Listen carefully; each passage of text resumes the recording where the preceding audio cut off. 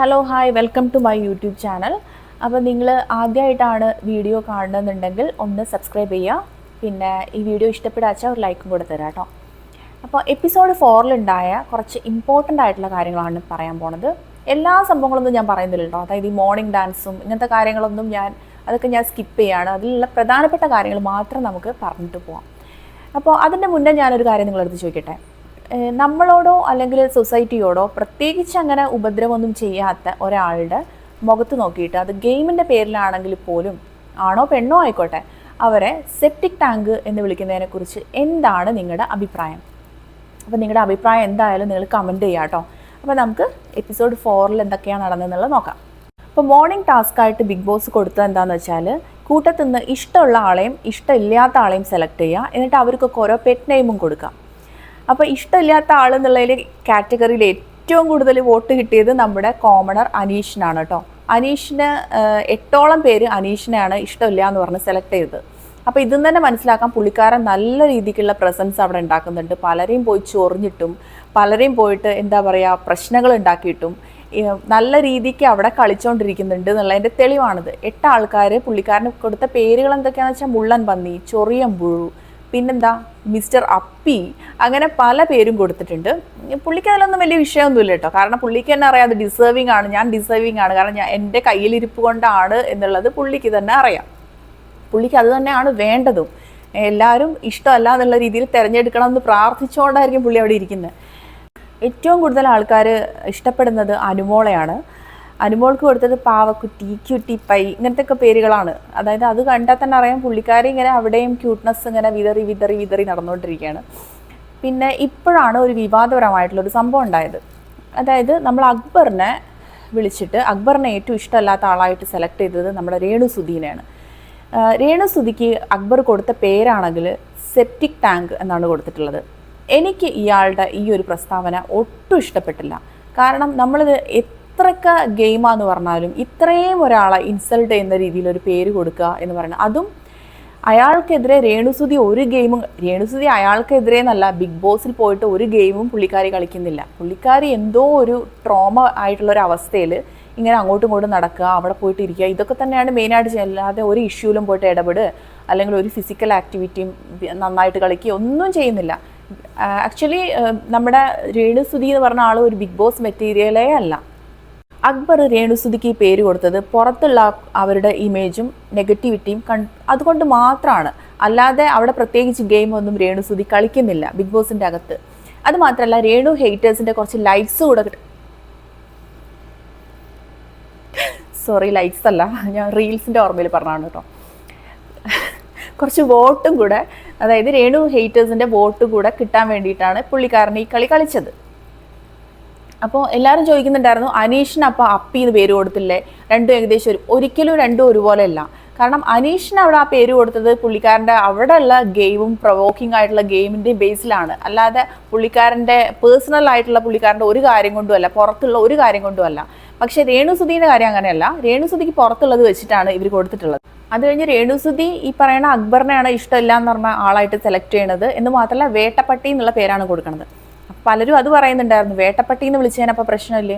അപ്പം നമ്മളെ ഒരാൾ ഇത്രയും ഇൻസൾട്ടിങ് ആയിട്ടൊരു പേര് വിളിക്കുമ്പോൾ തിരിച്ച് നമ്മളും എന്തെങ്കിലുമൊക്കെ കൊടുക്കില്ലേ? ഒരിക്കലും വേട്ടപ്പട്ടി എന്നുള്ള പേര് സെപ്റ്റിക് ടാങ്കിൻ്റെ അത്രയും മോശമായിട്ടുള്ള ഒരു അല്ലല്ലോ. എനിക്ക് ഏറ്റവും വിഷമം തോന്നിയത്, ഇങ്ങനൊരു സംഭവം അക്ബർ പറഞ്ഞിട്ടും അവിടെയുള്ള ഒരാൾ പോലും എണീറ്റ് നിന്നിട്ട് ഇത് ശരിയായില്ല പറഞ്ഞത്, ഇങ്ങനെ ഒരു പേര്, ഇത്രയും ഇൻസൾട്ടിങ് ആയിട്ടുള്ള ഒരു പേര് കൊടുക്കേണ്ടിയില്ലായിരുന്നു എന്ന് ഒരു വാക്ക് അവിടുത്തെ ഒരു പെണ്ണോ ആണോ പറഞ്ഞില്ല എന്നുള്ളതാണ്. എന്തൊരു വാഴകളാണ് ശരിക്കും. അപ്പം റിയാക്ട് ചെയ്യേണ്ടതല്ലായിരുന്നു. ആരെങ്കിലും ഒരാളെങ്കിലും വന്നത് പറയുമെന്ന് ഞാൻ വിചാരിച്ചു, ആരും പറഞ്ഞില്ല. അതും അവിടുത്തെ കാര്യം ഇതാണ്, രേണുസുധി അല്ലേ. രേണുസുധിക്ക് പിന്നെ എന്തും, അശോകന് ക്ഷീണമാവാം എന്ന് പറഞ്ഞ മാതിരി രേണുസുധീനെ ആർക്കും എന്തും പറയാം, ആർക്കും തലേ കയറാം. ഈ ഒരു വിഷയം രേണുസുധിക്ക് ഭയങ്കരമായിട്ട് വിഷമം ഉണ്ടാക്കിയിട്ടുണ്ട്. അത് എനിക്കും ഭയങ്കര ഒരു വിഷമം തോന്നിയിട്ടോ അവരുടെ ആ ഒരു സിറ്റുവേഷൻ കണ്ടിട്ട്. കാരണം നമ്മുടെ കൂട്ടത്തിലുള്ള എല്ലാ ലേഡീസിനും നല്ല നല്ല പേരുകളും കാര്യങ്ങളൊക്കെ വരെ, നമുക്ക് മാത്രം അത്രയും നികൃഷ്ടമായിട്ടുള്ള, അവരെന്നെ പറയണ്ട, എന്നെ വേസ്റ്റ് കുഴി എന്ന് വിളിച്ചാൽ എനിക്ക് പ്രശ്നം ഉണ്ടായിരുന്നില്ല, എന്നെ എന്താ പറയുക പാഷാണത്തിൽ കൃമി എന്ന് വിളിച്ചാൽ എനിക്ക് വിഷയം ഉണ്ടായിരുന്നില്ല.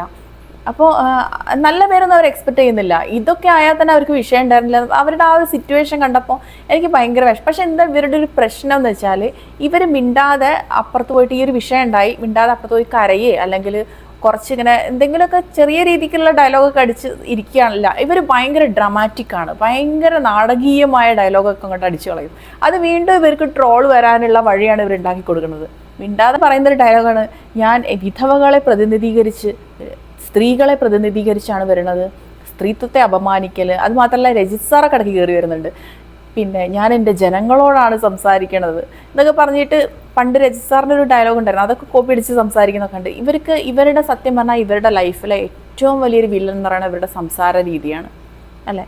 ഇവരുടെ ജോലിയായിട്ട് അല്ലെങ്കിൽ ഇവരുടെ അഭിനയം ആയിക്കോട്ടെ എന്തോ ആയിക്കോട്ടെ അതുമായിട്ട് മിണ്ടാതെ മുന്നോട്ട് പോയി ഈ ഇൻ്റർവ്യൂസൊക്കെ കഴിയുന്നതും കുറച്ച് ഈ മൈക്ക് കാണുമ്പോഴത്തേക്ക് അതിൻ്റെ ഫ്രണ്ടിൽ വന്നിട്ടുള്ള ഞാൻ എന്തോ ഭയങ്കര ഝാൻസി റാണിയാണെന്നുള്ള രീതിക്കുള്ള ഇങ്ങനത്തെ സംസാരമൊക്കെയാണ് ഇവർക്ക് ഈ ഹെയ്റ്റേഴ്സിനെ കൂടുതലും ഉണ്ടാക്കുന്നത്. ഇവർ മിണ്ടാതിരുന്നാൽ തന്നെ ഇവർക്ക് ഒരുപാട് മനസ്സമാധാനം ലൈഫിൽ ഉണ്ടാവുമെന്നാണ് എൻ്റെ അഭിപ്രായം. നിങ്ങളുടെ അഭിപ്രായം എന്താണെന്ന് പറയട്ടോ. സത്യം പറഞ്ഞാൽ ഈ അക്ബറിൻ്റെ ഈ ഒരു ഡയലോഗ് രേണുസുതിക്ക് അത് നല്ലത് ഗുണമായിട്ടാണ് വന്നിട്ടുള്ളത്. പുള്ളിക്കാരീൻ്റെ സപ്പോർട്ട് 10 മടങ്ങ് കൂടിയിട്ടുണ്ട്.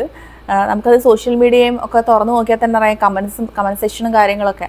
അപ്പോൾ അത് കഴിഞ്ഞിട്ട് നമ്മുടെ അക്ബറിൻ്റെ വക ഒരു മാപ്പ് പറച്ചിൽ നാടകവും കാര്യങ്ങളൊക്കെ ഉണ്ട്.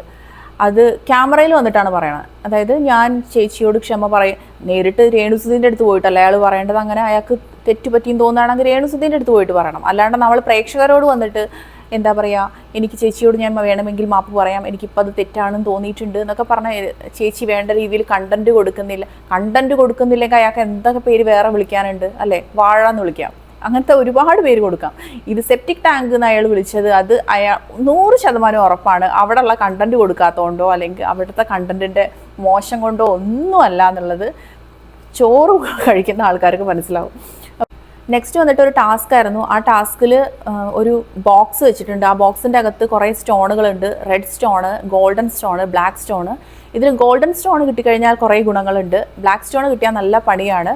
പിന്നെ റെഡ് സ്റ്റോണിന് പ്രത്യേകിച്ച് ഒന്നുമില്ല. അപ്പോൾ ഇതെല്ലാവരും കൂടെ അടിപിടി ബഹളമായിട്ട് ആദ്യം ഈ പറയുന്ന ഗോൾഡൻ സ്റ്റോൺ കിട്ടിയത് അക്ബറിനാണ്.